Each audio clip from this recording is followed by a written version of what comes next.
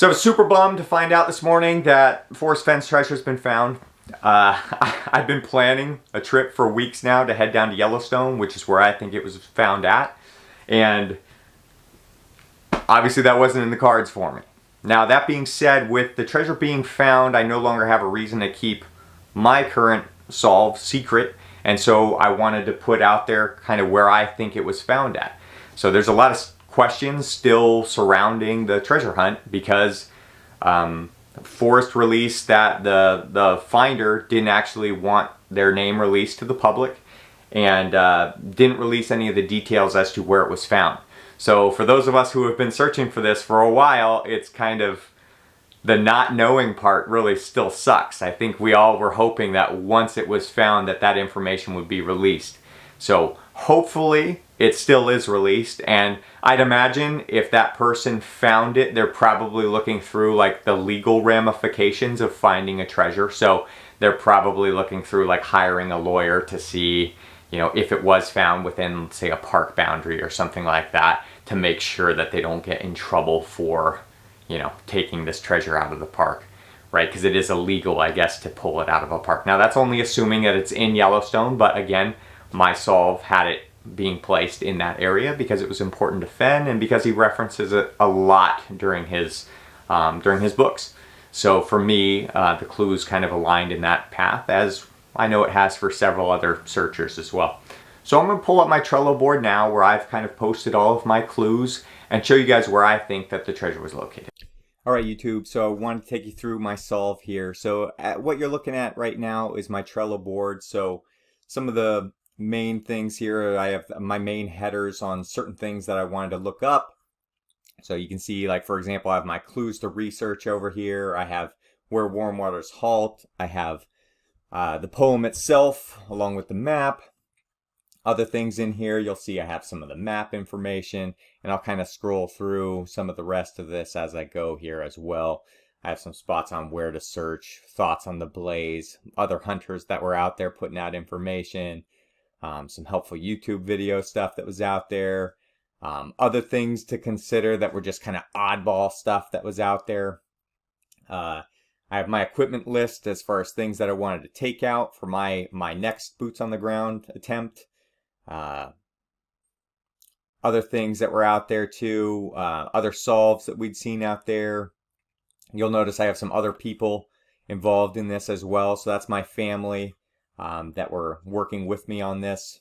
So yeah, so let's get to it though. All right. So first things were where warm waters halt. So my family derived with the idea basically that the Firehole River was where warm waters halt. And so there's several different reasons why we think that. One of the nice things was I went and found a bunch of these clues prior to going and really doing a deep dive on the internet. So it's kind of nice when you can see that your solve is kind of the same as a lot of other people that are out there. I mean, that's good and bad, right? So it's like a lot of us seem to have arrived at that same location. So as far as the Firehole River, some main reasons why Firehole was so attractive for a lot of people was that there's a lot of geysers in that area as far as like forming warm water. And it also lines up with some of the other clue patterns that were out there. Fenn had mentioned that that there's some important places to him as far as like this poem goes. And so in the book Flywater, he mentions, you know, that there's some important places out there. Well, you'll notice the Firehole River is depicted in there. Other things as far as that goes, or it kind of goes along with certain other things in the clue pattern there as well. You'll notice brown trout were first stocked in the Firehole in 1890. So with brown trout and the home of brown being there, with Fenn being a trout fisherman or a fly fisherman, it seems highly likely that home of brown was in reference to brown trout.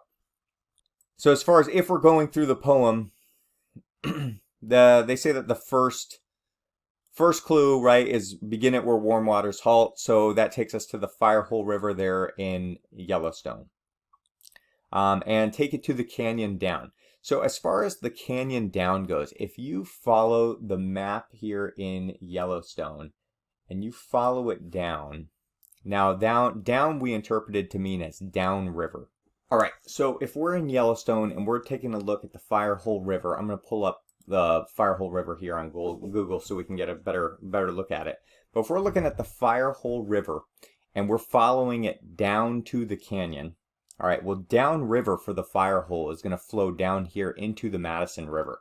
So if we're following it down, that means Firehole River is going to go down here past this Firehole Falls, and then it's going to keep going down and keep going down, and there's this Madison campground that's down here as well. Well, as I follow through the rest of the clues, Firehole Falls seems like it's going to be a waterfall that's referenced later in the poem. And also, this National Park mountain is this huge mountain area that's got a lot of pockets in it for hiding things. And it just seems like that would be a great place that would be cool to go out there, sit, and have like a majestic look at the scenery, which seems potentially like it could be a burial site there. It's also close enough to parking where he could potentially park there, walk across, get over, climb up that mountain to wherever he wanted to hide his treasure, hide the chest, walk back to the car, grab the other stuff for the inside of the chest, walk back. That's perfectly feasible within an afternoon. It's also in an area where he grew up, so he's got a lot of history in this spot. So the odds of him like going around here as a kid and finding some cool spot that he thought like this would be a cool spot to hide a treasure does not seem like outside of the realm of possibilities at all whatsoever. So I know there's been plenty of spots for me when I've been hiking around where I've been like, man, if I had a treasure chest, that is where I would hide a treasure chest, is in this spot. So I can imagine he kind of found those kinds of places as well. So this is kind of the area, the main search area that we liked as far as looking at. Main components, once again, were that it was off of the Firehole River. It had a waterfall involved with it. Another reason why this spot in particular was big was, let me pull up the satellite view here. Forrest being a military guy, military talk, as far as land navigation goes, uses things like draws and spurs and that sort of terminology when you're describing certain things. And so when he talks about that the end is drawing nigh, when we're coming up on that part of the poem, well, a draw is a spot where it's basically like going up an area, kind of like on a ridge line. It's kind of in between two hills. There's like a little ravine, and that would be referred to as a draw. So you can see that there's several draw areas in this national park mountain there. And if you pull it up on Google Earth, it's even more prominent, some of those draws that are there. It also mentions that the end is drawing nigh, and many people have looked up and seen that nigh also means to the left. Well, if we were following Firehole Canyon down and then we found a draw up to the left, it seems like that would be kind of our search area there. So as far as the blaze goes, we were looking, if you zoom in here using Google Earth, you can see there's quite a few spots that could be a potential blaze location out there on that monument. So without being boots on the ground, you know, it's hard to tell. It's hard to see what would be prominent out there.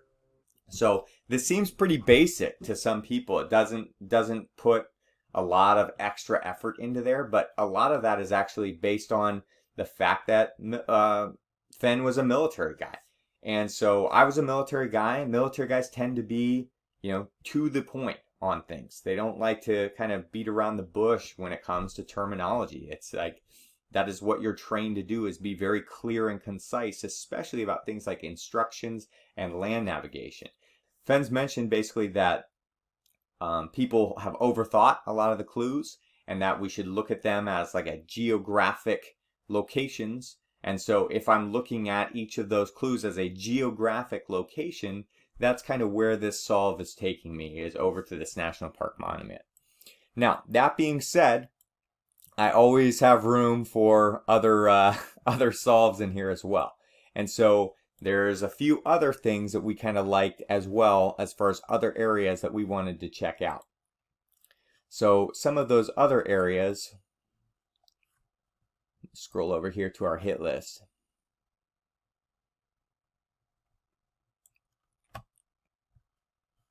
All right, so other places that we liked, Mallard Lake was an area that's fed from the Firehole River. Forrest also had mentioned like mallards flying south in The Thrill of the Chase.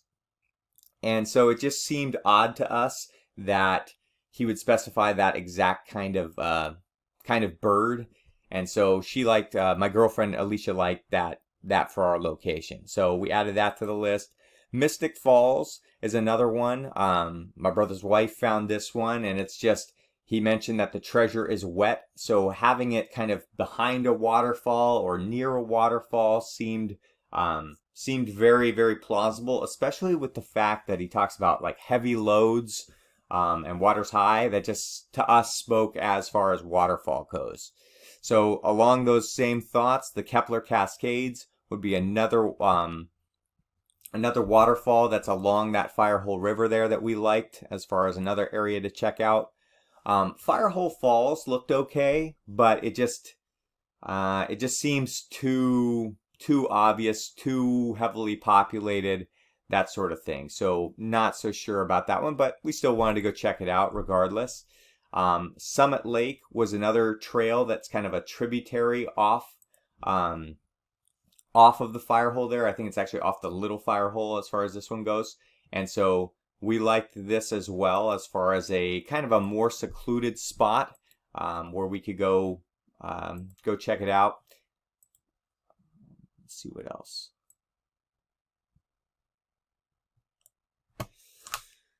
As far as these ones down here at the bottom, these were more of spots we wanted to check out for the sake of checking them out, but not high on our priority list as far as it went. These were more of like, we saw what other people were saying, and so it was like, well, wouldn't hurt to go take a look at some of those while we're out there anyways. In conclusion, I guess our main thoughts were that it was going to be off of the Firehole River, up near where it hits that Madison River right there, and that we'd be finding it somewhere off here near National Park Mountain. I'm hoping to see some other solves out there from some of you guys like this one.